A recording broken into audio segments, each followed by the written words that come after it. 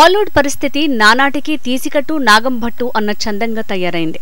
తమ మాటలు చేష్టలతో అక్కడి స్టార్సే బాలీవుడ్ ని బద్నాం చేస్తున్నారు. తాజాగా ఆ లిస్ట్ లోకి ఆలియా భట్ కూడా చేరింది. బాలీవుడ్ చిత్రాలను బాయ్కట్ చేయాలనే తీవ్ర ప్రచారం సోషల్ మీడియాలో అంతకంతకు ఊపందుకుంటోంది. ఆలియా కామెంట్ వల్ల రీసెంట్ గా బాయ్కట్ బ్రహ్మాస్త్ర అనే ట్రోలింగ్ స్టార్ట్ అయింది. ఇటీవల ఓ ఇంగ్లీష్ మ్యాగజైన్ కి ఇంటర్వ్యూ ఇచ్చింది ఆలియా భట్.